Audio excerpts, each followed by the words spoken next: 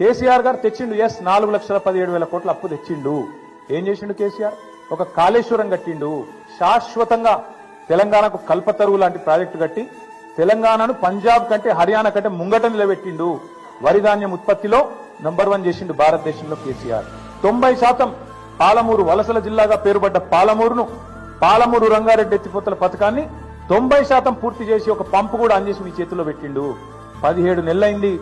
ఆ మిగతా 10% కూడా పూర్తి చేయలేని అసమర్థుడి నువ్వు. కేసీఆర్ గారు అప్పు చేసిండు, కానీ ఇంటింటికి నల్లా పెట్టి నీళ్లు ఇచ్చిండు. దగ్గర 30,000 కోట్లతోనే ఆ ప్రాజెక్టు పూర్తి చేసిండు. నువ్వు కనీసం ఆ ప్రాజెక్టును నడపలేకపోతున్నావు.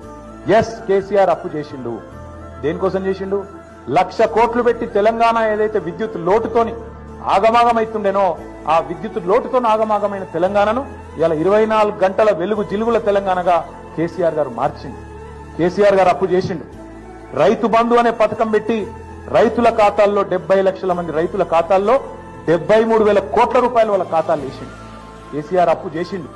29,000 కోట్ల రైతుల అప్పు తీర్చిండు. కేసీఆర్ అప్పు చేసిండు. 24 గంటల ఉచిత కరెంటు రైతులకు ఇచ్చి 60,000 కోట్ల వాళ్ళ భారాన్ని తాను తీసుకున్నాడు. ఎస్ కేసీఆర్ అప్పు చేసిండు. హైదరాబాద్ లో 36 ఫ్లైఓవర్లు కట్టిండు. కేసీఆర్ అప్పు చేసిండు. హైదరాబాద్ మెట్రో మొదటి దశ పూర్తి చేసిండు. కేసీఆర్ అప్పు చేసిండు.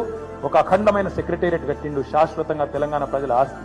ఒక అద్భుతమైన 125 అడుగుల ఎత్తైన డాక్టర్ బాబాసాహెబ్ విగ్రహం పెట్టిండు. కేసీఆర్ అప్పు చేసిండు. తెలంగాణ అమరులకు అమరజ్యోతి అద్భుతమైన ఒక స్తూపాన్ని నిర్మాణం చేసిండు. కేసీఆర్ అప్పు చేసిండు. 32 మెడికల్ కాలేజీలు పెట్టిండు. 32 నర్సింగ్ కాలేజీలు పెట్టిండు. కేసీఆర్ అప్పు చేసిండు. 1022 గురుకుల పాఠశాలలు పెట్టిండు. కేసీఆర్ అప్పు చేసిండు. ఊరూరికి రైతు వేదిక కట్టిండు. ఊరూరికి నర్సరీ పెట్టిండు. ఊరూరికి డంపింగ్ యార్డ్ కట్టిండు. వైకుంఠ ధామం కట్టిండు. ప్రకృతి వనం కట్టిండు.